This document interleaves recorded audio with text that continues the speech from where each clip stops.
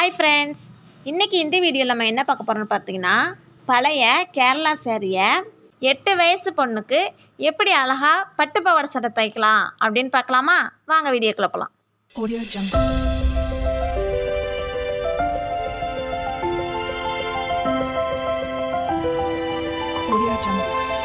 வீடியோக்குள்ளே போகிறதுக்கு முன்னாடி மறக்காமல் என்னோட சேனலை சப்ஸ்கிரைப் பண்ணிக்கோங்க, லைக் பண்ணுங்கள், ஷேர் பண்ணுங்கள். தொடர்ந்து வீடியோவை ஸ்கிப் பண்ணாமல் பாருங்கள். நான் என்ன சொல்ல வரேன்னு உங்களுக்கு புரியும். இல்லத்தரசி ரூபினா யூடியூப் சேனலை பொறுத்த வரைக்கும் ஓல்டு இஸ் கோல்டு. ஓல்டு எதுவாக இருந்தாலும் அதை புதுசாக மாத்திரம் தான் நம்மளோட இப்போ ட்ரெண்டு. இதே மாதிரி இந்த பழைய ஜாக்கெட் இருக்குது, இந்த ப்ளவுஸில் இருக்க எல்லா ஒர்க்கையுமே இப்போ பிளேடு வச்சு நான் நீட்டாக இதெல்லாம் எடுத்துக்க போகிறேன். ஏன்னா இதெல்லாம் பார்க்க ரொம்ப நீட்டாக அழகாக இருக்குது. இதை நம்ம வேஸ்ட் பண்ண வேணாம். நம்ம ப்ளவுஸ் தைச்சோம் அப்படின்னா இப்போ உள்ள ட்ரெண்டிங்கில் எல்லாருமே சுடிதார் போட ஆரம்பிச்சிட்டாங்க. ப்ளவுஸ் எப்போயாச்சும் தான் நம்ம யூஸ் பண்ணுவோம். அந்த ப்ளவுஸ் நம்ம முன்னாடி தைச்சி வச்சுருந்தாலும் இப்போ எல்லாமே ஆரி ஒர்க்கு ட்ரெண்ட் ஆயிடுச்சு. அதனால் இந்த மாதிரி ஒரு ஒர்க்குக்கு எதுவுமே இப்போ வேல்யூ இல்லாமல் போயிடுச்சு.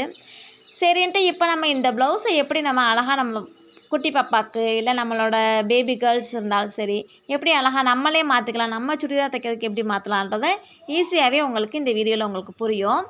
நான் இந்த நெக்கு இருக்கிற அந்த எல்லா ஒர்க்கையுமே நான் பிளேடு வச்சுட்டு ஃபுல்லாகவே கட் பண்ணி எடுத்துட்டேன். பிளேடு இருந்தாலும் ஓகே, பிளேடாக இருந்தால் ஈஸியாக வந்துடும். ஆனால் கேர்ஃபுல்லாக இந்த ஒர்க்கை அழகாக கட் பண்ணி எடுக்கணும்.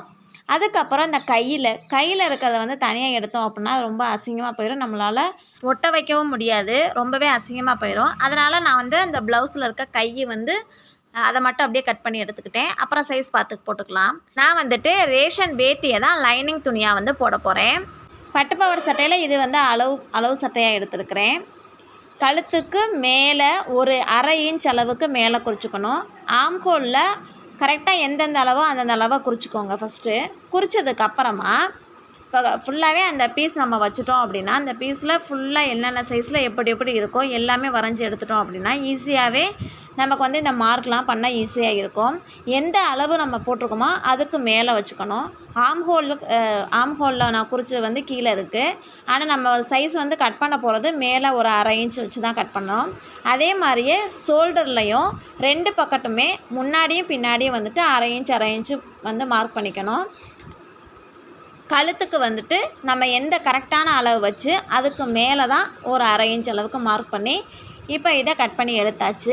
இதுதான் சட்டைக்கான அளவு. சட்டை பீஸ் கட் பண்ணி எடுத்துட்டோம்.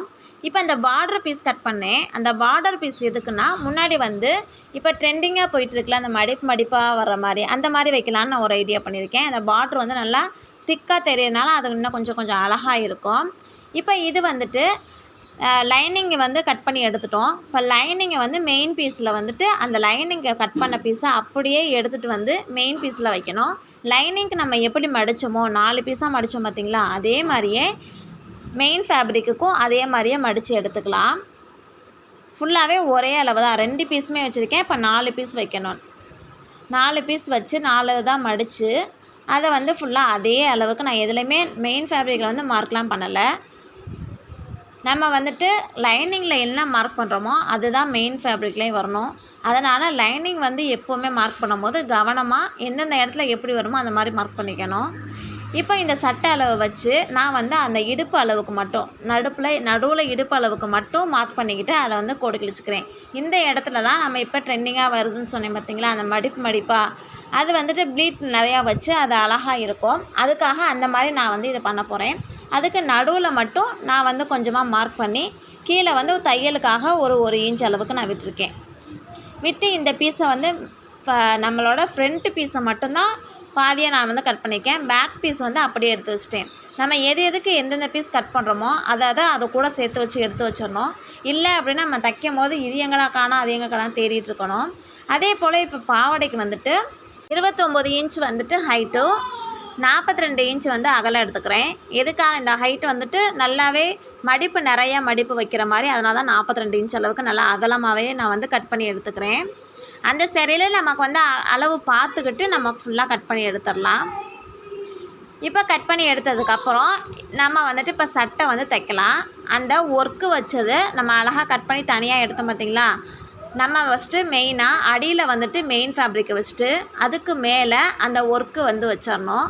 அதுக்கு மேலே தான் நம்ம லைனிங் துணியை போட்டு இப்போது அந்த ஒர்க்குக்கு மேலேயே இந்த ஓரத்தில் வர மாதிரியே நம்ம பிடிச்சி பார்த்தோம் அப்படின்னா நமக்கு வந்து ரேசன் வேட்டின்றனால ரொம்பவே சல்லடையாக தெரியும். அதனால் ஈஸியாக வந்து நமக்கு எந்த ஒர்க்கு நம்ம வைக்கிறோமோ அதை வந்து ஈஸியாகவே நம்மளால் ஸ்டிச் பண்ணிக்க முடியும்.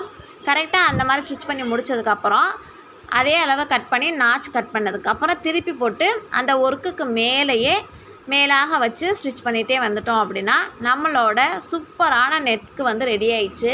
நம்ம வந்து இதை ரீயூஸ் பண்ணோம் அப்படின்ற மாதிரியே தெரியாது, அந்த அளவுக்கு ரொம்பவே நீட்டாக சூப்பராக வந்து வந்துருச்சு. இதே மாதிரியே உங்ககிட்ட ஏதாவது இருந்தால் கூட நம்ம அதை வேஸ்ட் பண்ணாமல் இதை எப்படி யூஸ் பண்ணலான்னு யோசித்து இதை வந்து இந்த மாதிரியே ட்ரை பண்ணலாம். இப்போ இந்த ஒர்க் வந்து சட்டையோட ஃப்ரண்ட் பீஸ் வந்து ரெடி ஆயிடுச்சு. பாருங்களேன் எவ்வளோ நீட்டாக இருக்குது. இப்போது நான் சொன்ன மாதிரியே அந்த மடிப்பாக இடுப்புக்கிட்ட வர மாதிரி வைக்க போகிறேன்னு சொல்லியிருந்தேன் இல்லையா, அதே மாதிரியே இப்போ அந்த மெயின் ஃபேப்ரிக்கை எடுத்து வச்சுட்டேன். மெயின் ஃபேப்ரிக்கு எடுத்து வச்சதுக்கப்புறம் அதுக்கு மேலே நம்ம அந்த பட்டி அந்த முந்தானையோட பீஸ் தான் இது, அந்த முந்தானையோட பீஸை வந்து நான் எடுத்துட்டு அதுலேயும் இதே மாதிரியே மடிப்பாக வச்சு நம்ம எந்த அளவுக்கு இப்போ 1 இன்ச் அளவுக்கு மடிக்கிறோம் அப்படின்னா தொடர்ந்து 1 இன்ச் அளவுக்கு ஒரே மடிப்பாக மடிக்கணும். ஒன்றுக்கு முன்னாடியும் ஒன்று பின்னாடியும் வச்சோம் அப்படின்னா ஈவனாக அசிங்கமாக இருக்கும், ஈவனாக இல்லாமல் இருக்கும். அதனால் 1 இன்ச் எடுக்கிறோம் அப்படின்னா ஃபுல்லாகவே 1 இன்ச்சாகவே மடிப்பு எடுத்துக்கலாம். மடிப்பு எடுத்ததுக்கப்புறம் இப்போ பாருங்களேன் எவ்வளோ நீட்டாக அது வந்து தனியாக அந்த லுக் வந்து கிடைக்கும். நமக்கு அந்த சட்டையோட லுக்கே தனியாக இருக்கும். நம்ம வந்து கேரளா சரியில் தான் பண்ணோம் அப்படின்றது தெரியாது, அந்தளவுக்கு நீட்டாக இருக்கும். இப்போ இந்த மடிப்பை வந்து நம்ம அயர்ன் பண்ணி எடுத்துக்குவோம். சுத்தமாகவே இது அயர்ன் பண்ணும்போது ரொம்ப அந்த கோல்டன் கலரில் இருக்கிறது ரொம்பவே டார்க் கோல்டனாக இருக்கா, ரொம்ப ஸ்டிஃபாக இருந்துச்சு. சுத்தமாகவே அந்த இடத்துல அயர்ன் பண்ணவே முடியல. நானும் கிட்டத்தட்ட ஒரு 2-3 வாட்டியாவது அயர்ன் பண்ணியிருப்பேன். வச்சு ஒவ்வொரு மடிப்புக்காக தனித்தனியாக வச்சு அயர்ன் பண்ணி பிடிச்சி ஊசியெல்லாம் போட்டு வச்சாலும் அதை அயர்ன் பண்ணவே வரவே மாட்டேங்குது. இந்த இடத்துல ரொம்ப கஷ்டப்பட்டு அதை எப்படியோ அயர்ன் பண்ணி நிற்க வச்சுட்டேன். இப்போ அதுக்கப்புறம் நம்ம இப்போ என்ன பண்ணலான்னா ஃப்ரண்ட் பீஸ் வந்து எல்லாமே முடிஞ்சிருச்சு. இப்போ பேக் பீஸ் வந்து ரெடி பண்ணலாம். பேக் பீஸுக்கும் நம்ம மார்க் பண்ணியாச்சு.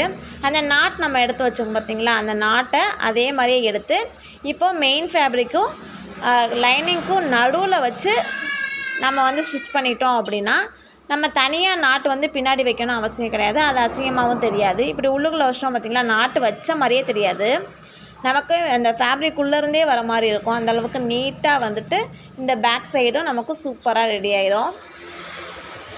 செம்மையாக நம்ம வந்து பேக் சைடும் இப்போ வந்து ரெடி ஆயிடுச்சு. இப்போ ரெண்டையுமே வந்துட்டு நம்ம இப்போ ஜாயின் பண்ணிக்கலாம்.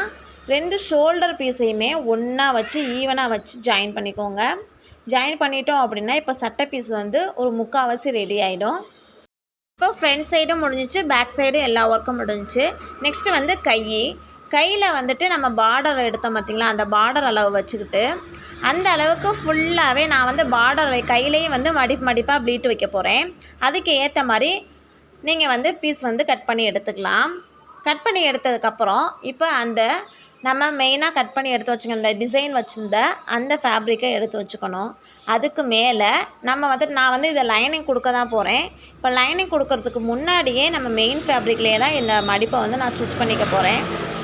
இது வந்து மெயின் ஃபேப்ரிக் ஸ்டிச் பண்ணி முடித்ததுக்கப்புறம் தான் லைனிங் வந்து தனியாக அட்டாச் பண்ணுவேன்.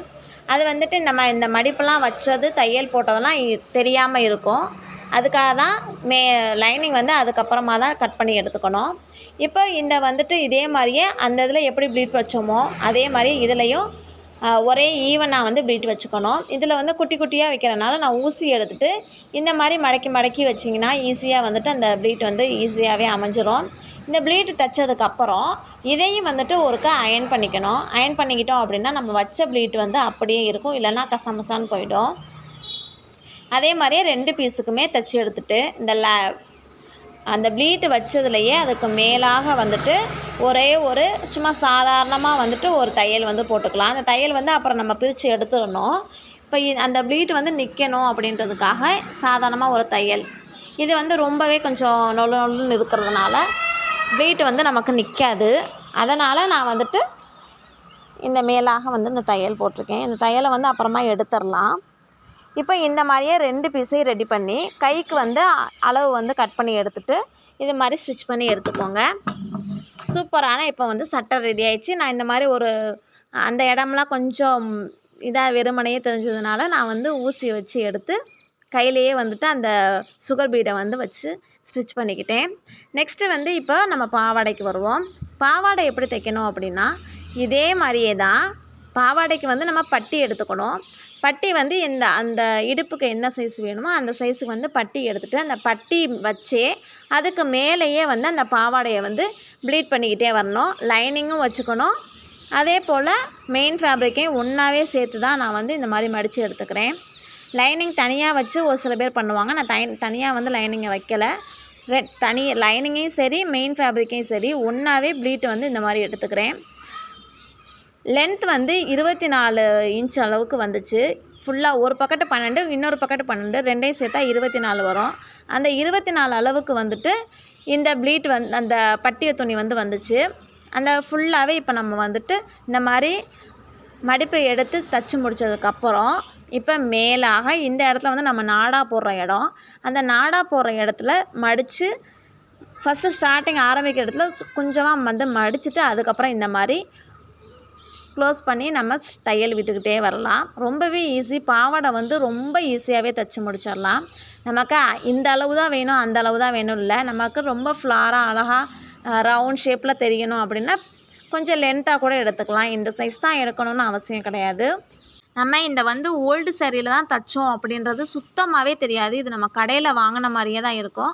கடையிலே இதே மாதிரியே கேரளா சாரின்னே பட்டுப்பாவாடை நிறையா நான் டிசைன்லாம் பார்த்துருக்கேன். அதே மாதிரியே ரொம்பவே நீட்டாக இருந்துச்சு. இது நான் வாட்டி இப்போ தான் நான் வந்து இந்த கேரளா சாரியில் பட்டுப்பாவாடைன்னே தைக்கிறேன். இந்த அளவுக்கு நீட்டாக வரும்னு நானே எதிர்பார்க்கவே இல்லை. அந்த அளவுக்கு ரொம்பவே சூப்பராக நீட்டாகவே வந்துருச்சு. இப்போ பட்டி எல்லாமே முடிச்சிட்டோம். எல்லாமே முடிச்சதுக்கப்புறம் இப்போ சைடு வந்து ஜாயின் பண்ணணும். சைடு வந்து ஜாயின் பண்ணும் போது இந்த மாதிரி திருப்பிட்டு நம்ம வந்து ஃபுல்லாகவே ஸ்ட்ரைட்டாக ஓட்டணும் அப்படின்னா எந்த பக்கத்து தையல் போட்டோன்னே சுத்தமாகவே தெரியாது. அந்த மாதிரி நம்ம ஈஸியாக 2 பக்கத்துமே தையல் போட்டு எடுத்துக்கலாம். ரேஷன் வேட்டியோட கரப்பீஸை வந்து நான் வந்து நாடாவாக போட்டுக்கிட்டேன். இப்போ இதுவுமே வந்துட்டு ரீயூஸ் தான். நம்ம வந்துட்டு ஓல்டு சாரியை தான் இப்படி சூப்பராக மாற்றணுமா அப்படின்றதே ரொம்பவே ஆச்சரியமாக இருக்கும். அந்த அளவுக்கு செம்மையான பட்டுப்பாவாடை சட்டை ரெடி ஆயிடுச்சு. உங்களுக்கு இது ரொம்ப பிடிச்சிருந்தா ஒரு லைக் போடுங்க. மறக்காமல் என்னோடய சேனலை சப்ஸ்கிரைப் பண்ணிக்கோங்க. Bye friends. ஏதோ சென்டிமெண்டா கேக்குறானே போடா போகுதுண்ணே ஒரு குத்து குத்துண்ணே அப்படியா